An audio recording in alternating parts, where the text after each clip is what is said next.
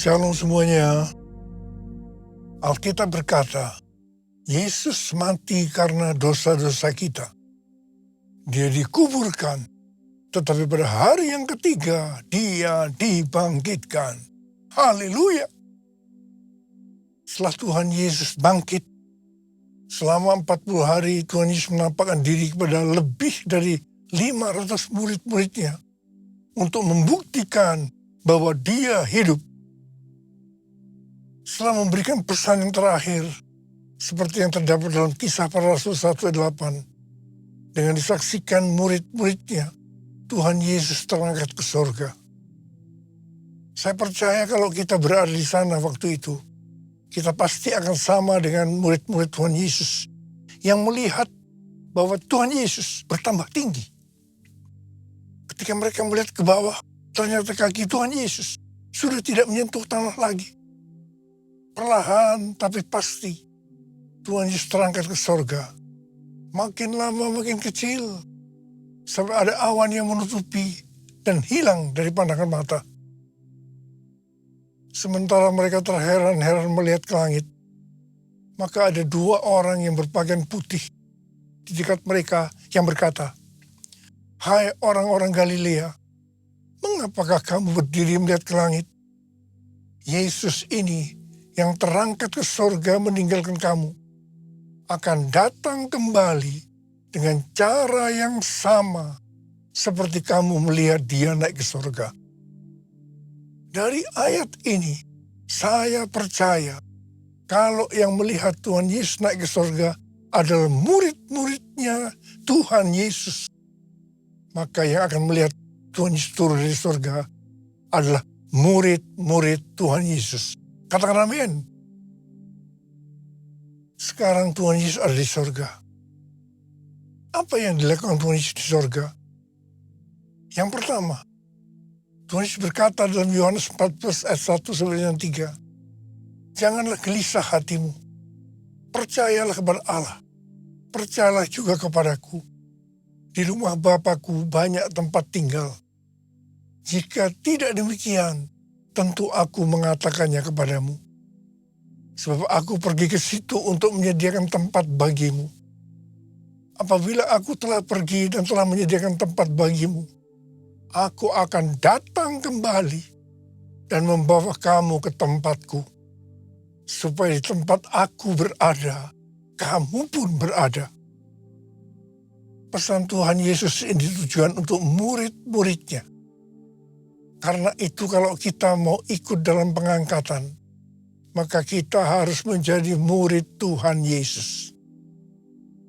Murid Tuhan Yesus adalah kita-kita yang hidupnya sama seperti Kristus telah hidup. Karena kita hidup sama seperti Kristus telah hidup, maka kita akan menjadi serupa dengan gambarnya. Roma 8:29 berkata, "Sebab semua orang yang dipilihnya dari semula, mereka juga ditentukannya dari semula untuk menjadi serupa dengan gambar anaknya, supaya ia, anaknya itu, menjadi yang sulung di antara banyak saudara."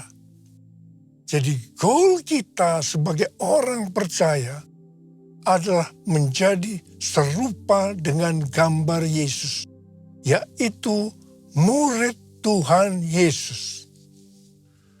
Hal yang kedua yang dilakukan oleh Tuhan Yesus di sorga adalah sesuai dengan Ibrani 7 ayat 25 yang berkata, "Karena itu ia sanggup juga menyelamatkan dengan sempurna semua orang yang melalui dia datang kepada Allah. Sebab ia hidup senantiasa untuk menjadi pengantara mereka."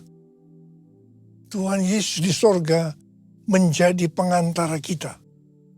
Artinya sebagai pendoa syafaat bagi kita, supaya kita selamat secara sempurna.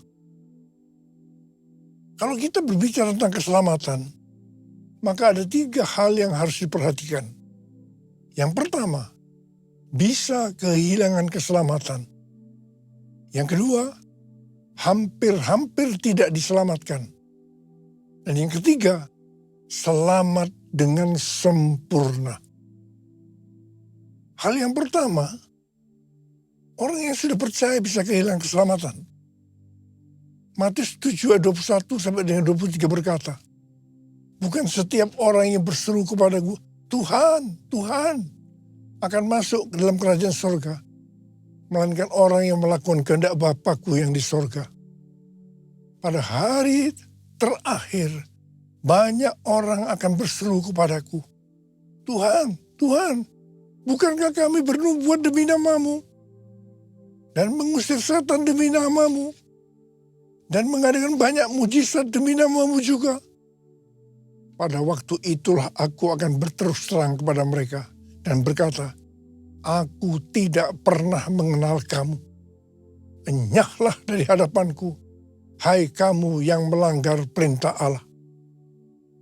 Ini merupakan peringatan bagi hamba-hamba Tuhan yang sedang dipakai oleh Tuhan, agar pelayanan yang diberikan oleh Tuhan semata-mata hanya untuk menyatakan kemuliaannya, bukan untuk kemuliaan diri sendiri, bukan untuk mencari keuntungan pribadi, bukan untuk popularitas, di mana ini bisa mengakibatkan hilangnya keselamatan.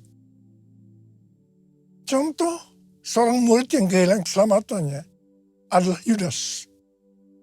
Yudas mengikuti Yesus begitu lama, bahkan dicatat dalam Lukas 9 ayat 1 sampai dengan 6. Ia bersama-sama murid-muridnya yang lain pernah melakukan berbagai mujizat dan pelayanan kesembuhan. Namun ia akhirnya memilih meninggalkan Tuhan, maka hilanglah keselamatannya. Hal yang kedua, mengenai hampir-hampir tidak diselamatkan. 1 Korintus 3 ayat 10 sampai dengan 15 berkata, kita membangun hidup kita ini dengan dasar Yesus Kristus. Pertanyaannya, bahan apa yang kita gunakan untuk membangun kehidupan kita ini? Apakah dengan bahan emas, perak, batu permata, ataukah dengan bahan kayu, rumput kering, atau jerami?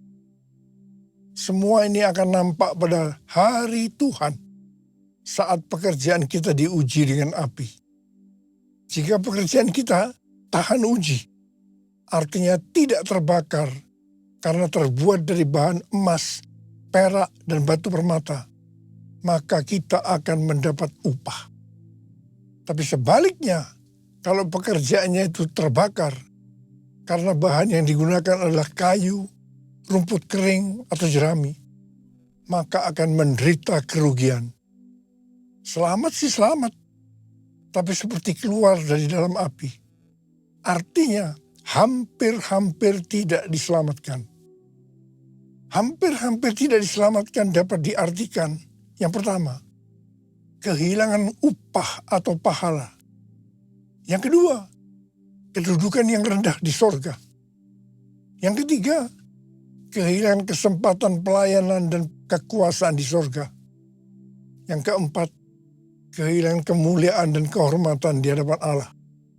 Mari, saya akan ajak kita semua untuk memperhatikan dengan serius pekerjaan pelayanan kita, juga termasuk kualitas kehidupan kita. Jangan menjadi orang Kristen yang acuh tak acuh, agar kita mendapat upah di sorga. Yang mau katakan amin. Yang ketiga mengenai keselamatan. Tuhan Yesus berada di sorga untuk mendoakan kita agar mendapatkan keselamatan yang sempurna. Bukan untuk kehilangan keselamatan, atau bukan hampir-hampir tidak diselamatkan. Supaya doa Tuhan Yesus ini terjadi, maka sesuai dengan 2 Petrus 1 ayat 5 sampai 11 dikatakan bahwa kita harus dengan sungguh-sungguh berusaha.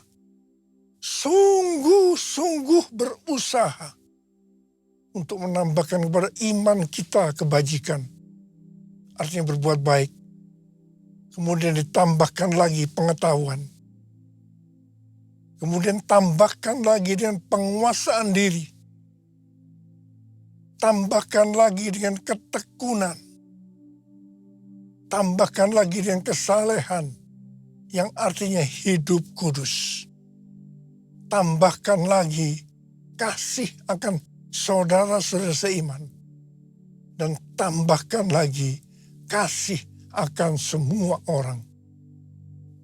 Kalau kita melakukan ini semua dengan sungguh-sungguh, maka kita akan lebih mengenal Tuhan Yesus Kristus.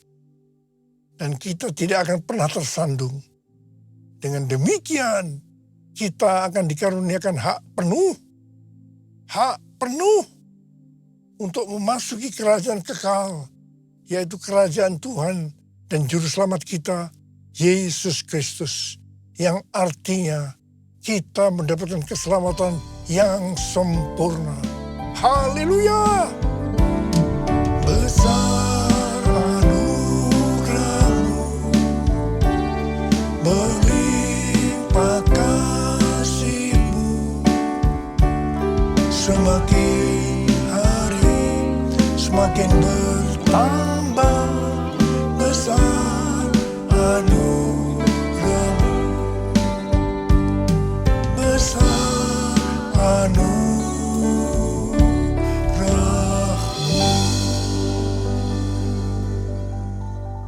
Hal ketiga yang dilakukan oleh Tuhan Yesus di sorga adalah mencurahkan Roh Kudus. Pesan yang terakhir dari Tuhan Yesus untuk murid-muridnya sebelum ia terangkat ke sorga terdapat dalam Kisah Para Rasul 1 ayat 8 yang berkata, "Tetapi kamu akan menerima kuasa kalau Roh Kudus turun ke atas kamu, dan kamu akan menjadi saksiku di Yerusalem dan di seluruh Yudea dan Samaria dan sampai ke ujung bumi." Setelah memberikan pesan yang terakhir ini, Tuhan Yesus naik ke sorga. Setelah itu apa yang dilakukan oleh murid-muridnya? Mereka pergi ke Yerusalem dan berkumpul di ruang atas atau kamar loteng. Mereka melakukan ini karena Tuhan Yesus yang menyuruh mereka agar tidak meninggalkan kota Yerusalem, karena mereka akan dilengkapi dengan kekuasaan dari tempat tinggi. Tuhan Yesus berkata, sebab Yohanes membaptis dengan air, tetapi tidak lama lagi kamu akan dibaptis dengan Roh Kudus. Murid-murid yang berkumpul berjumlah sekitar 120 orang. Kisah Para Rasul 1 ayat 14a berkata, mereka semua bertekun dengan sehati dalam doa bersama-sama.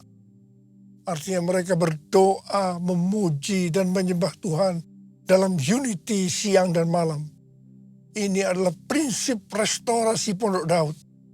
Ini adalah prinsip benar doa. Pada hari raya Pentakosta, jadi 10 hari setelah mereka berkumpul, tiba-tiba turunlah dari langit suatu bunyi seperti tiupan angin yang keras yang memenuhi seluruh rumah di mana mereka duduk. Dan tampaklah kepada mereka lidah-lidah seperti nyala api yang bertebaran dan hinggap pada mereka masing-masing. Maka penuhlah mereka dengan Roh Kudus. Lalu mereka mulai berkata-kata dalam bahasa-bahasa lain seperti yang diberikan oleh Roh itu kepada mereka untuk mengatakannya. Itu adalah bahasa Roh. Orang yang dibaptis dengan Roh Kudus atau dipenuhi Roh Kudus, tanda awalnya adalah berbahasa roh. Setelah itu murid-murid Tuhan Yesus dipakai secara luar biasa untuk melakukan amanat agung. Tanda dan mujizat menyertai pelayanan mereka. Peristiwa ini disebut sebagai Pentakosta yang pertama. Pentakosta yang pertama ini dahsyat, sebab dalam kurun beberapa ratus tahun, sekitar 70% dari dunia yang dikenal pada waktu itu, yaitu yang berada di bawah kekaisaran Romawi, menjadi Kristen. Wow! Pertanyaannya, apakah amanat agung sudah selesai? Jawabannya, belum. Karena itu pada tahun 1906, kembali Roh Kudus dicurahkan di Azusa Street, yang disebut dengan Pentakosta yang kedua. Ciri-ciri yang menonjol dalam Pentakosta kedua ini adalah penekanan dalam hal berbahasa roh dan pelayanan mujizat dan kesembuhan.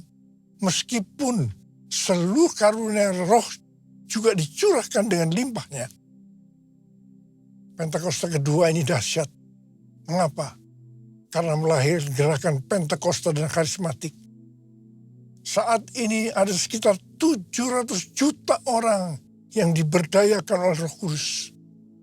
Pertanyaannya, apakah amanat agung sudah selesai? Jawabannya belum. Karena itu, hari-hari ini pencurahan Roh Kudus yang jauh lebih dahsyat dibanding dengan Azusa Street sedang terjadi. Ini disebut sebagai Pentakosta yang ketiga.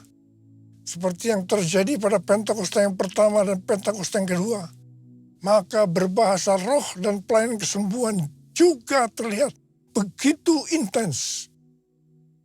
Saya percaya dengan Pentakosta ketiga ini, amanat agung Tuhan Yesus akan selesai. Dan Tuhan Yesus akan datang kembali. Haleluya! Rasul Paulus dalam 1 Korintus 14 ayat 5a berkata, "Aku suka supaya kamu semua berkata-kata dengan bahasa roh."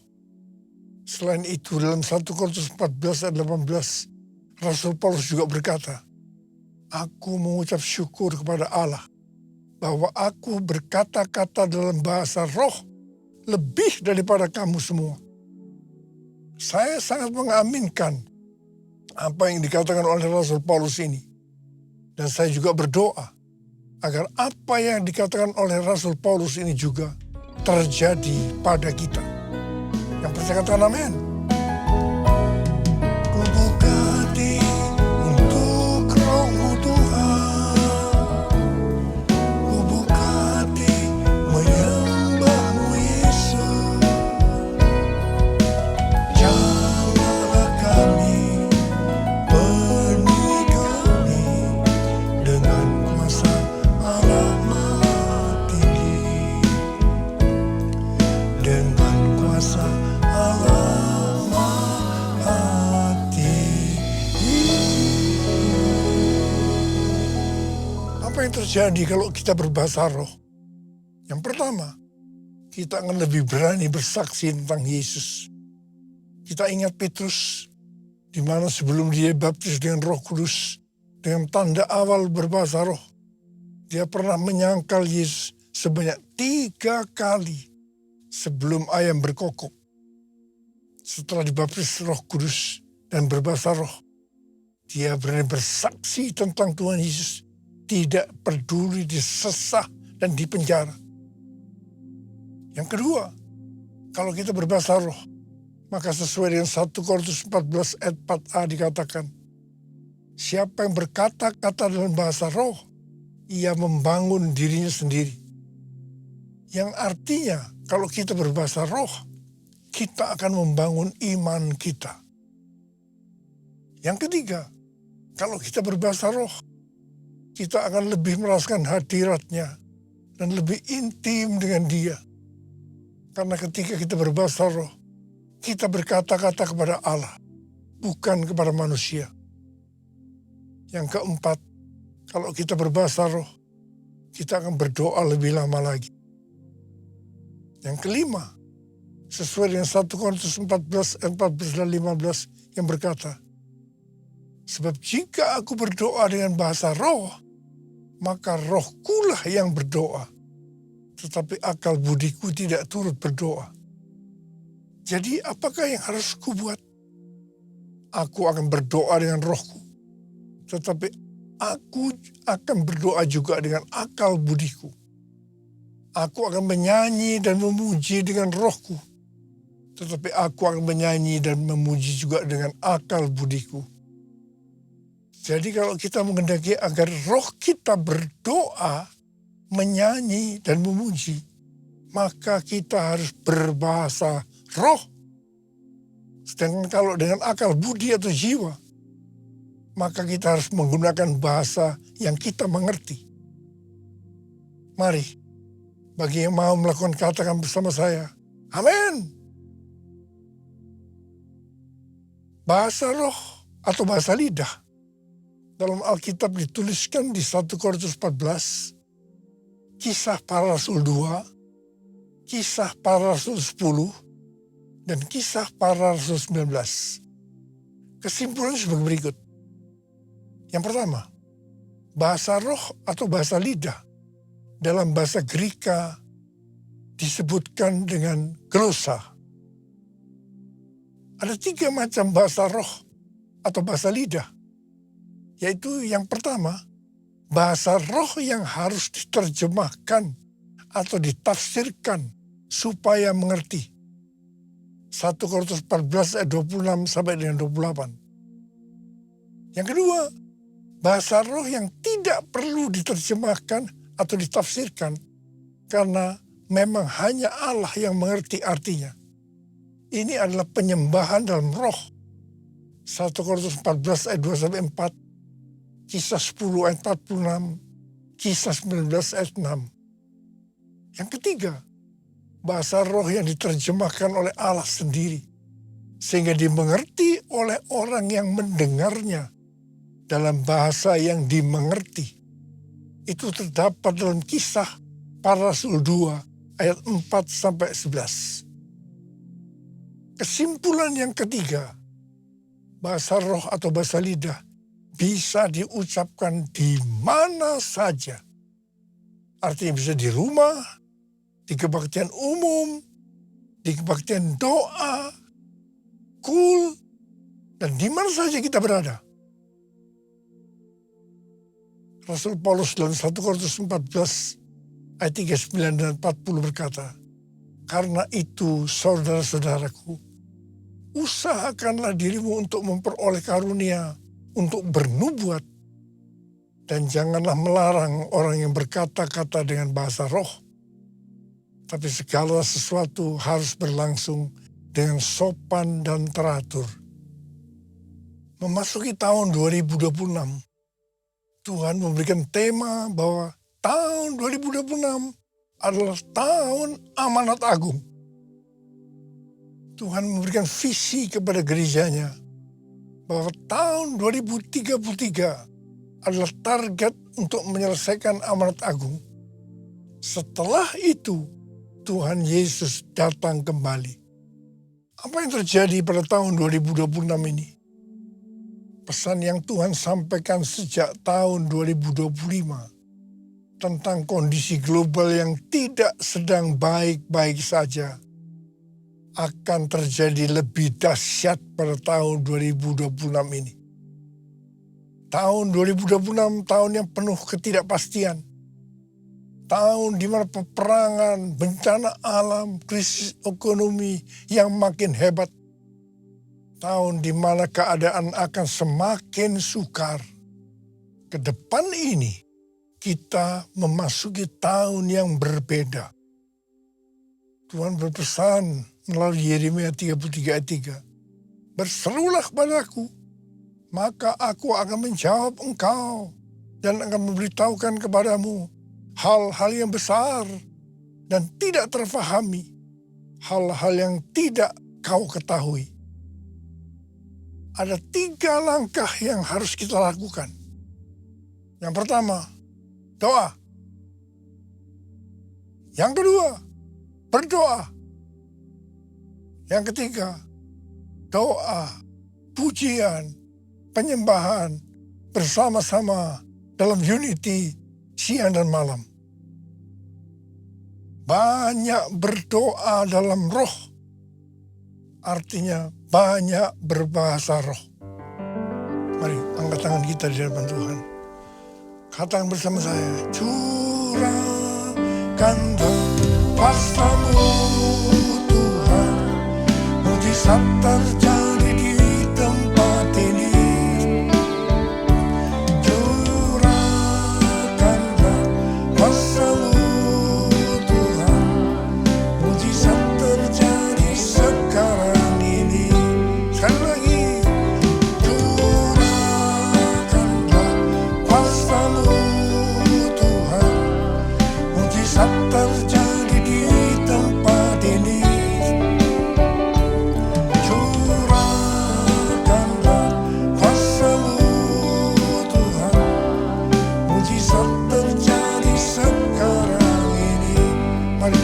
berbazar.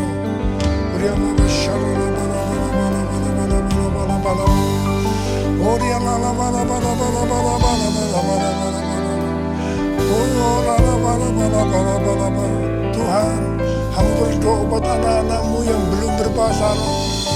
Tuhan, mereka angkat tangan di hadapan Tuhan. Berikan mereka bahasa-bahasa yang baru ya Tuhan. Terima pengurapan Tuhan saat ini. Terima. Curahkanlah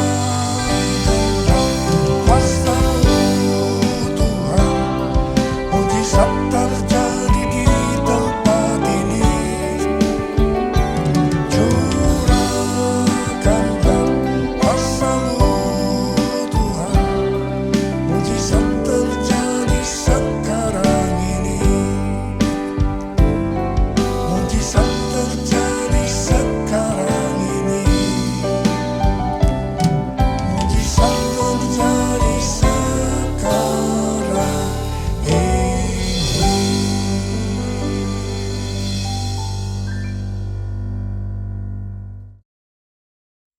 Kita akan masuk dalam perjamuan kudus. Kita akan mengingat ayat ini. Sebab setiap kali kamu makan roti ini dan minum cawan ini, kamu memberitakan kematian Tuhan sampai Ia datang. Perjamuan kudus adalah perjamuan Tuhan Yesus sendiri. Setiap kali kita masuk dalam perjamuan kudus, Tuhan Yesus selalu berkata, biarlah ini menjadi peringatan akan daku. Karena itu mari, arahkan hati kita kepada kebaikan Tuhan. Tundukkan kepala, kita akan mengingat kebaikan Tuhan. Supaya lebih mengasihi Tuhan Yesus. Kita lebih mengasihi satu dengan lain. Ya Tuhan, terima kasih. Siapakah kami ini? Sebelum kami mengenal Engkau ya Aba. Kami semua orang berdosa.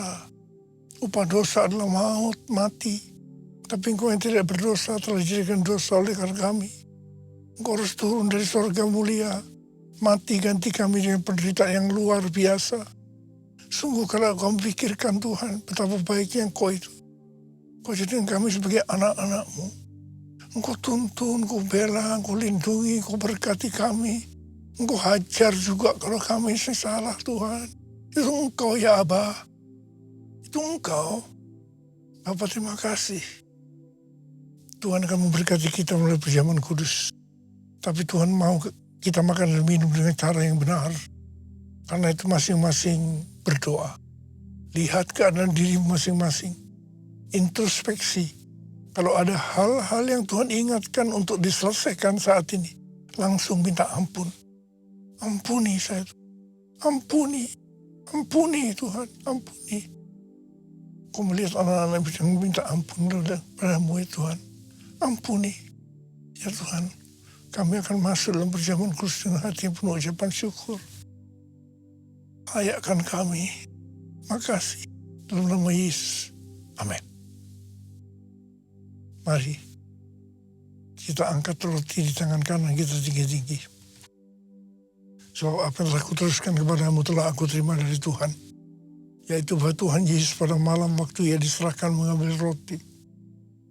Dan sesudah itu Ia mengucap syukur atasnya. Ia memecah-mecahkannya dan berkata, inilah tubuhku yang diserahkan bagi kamu. Perbuatlah ini menjadi peringatan akan aku. Saudara, dikasih Tuhan. Bukankah roti yang kita pecah-pecahkan ini adalah persekutuan kita dengan tubuh Kristus? Mari kita makan dalam nama Yesus.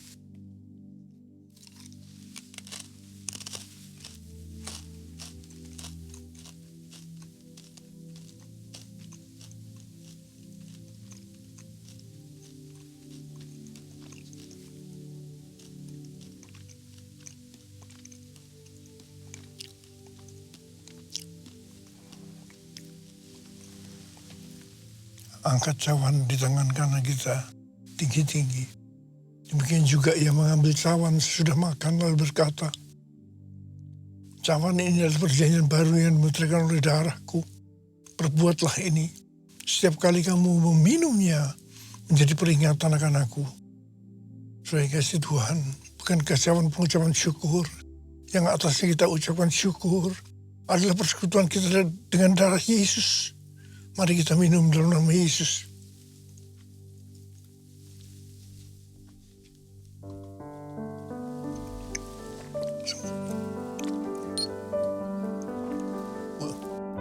tangan kita di hadapan Tuhan.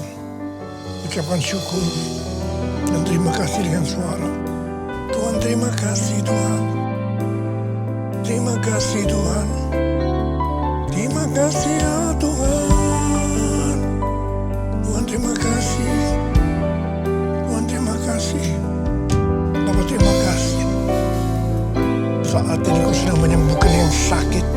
Kau sedang membebaskan yang terikat. Menghibur yang susah. Menguatkan yang lemah. Memberikan pengharapan yang baru. Bagi yang datang dengan putus pengharapan. Tuhan terima kasih. Tuhan terima kasih. Tuhan terima kasih. Terima kasih Yesusku. Terima kasih Yesusku. Puji syukur hanya bagi Tuhanku. Terima kasih Yesusku. Terima kasih Yesusku. Puji syukur hanya bagi Tuhanku. Terima kasih. Terima kasih Yesusku. Terima kasih Yesusku. Puji syukur hanya bagi Tuhanku. Terima kasih Yesusku. Terima kasih Yesusku. Puji syukur hanya bagi Tuhanku. Puji syukur hanya bagi Tuhanku. Puji syukur hanya bagi Tuhanku. Terimalah berkat Tuhan. Kasih karunia yang berlimpah-limpah dari Allah Bapa dalam Anak yang tunggal, Yesus Kristus. Persekutuan yang manis dengan Roh Kudus menyertai kita semua mulai hari ini. Sampai Tuhan Yesus datang menjemput kita di awan-awan. Dan bahkan sampai selama-lamanya. Yang percaya bersama-sama katakan, amin. Kami nyanyikan nama Yesus yang besar, Tiada yang dapat mengalahkannya, menggantikannya. Kami saksikan kuasa Yesus yang hebat. tiada yang dapat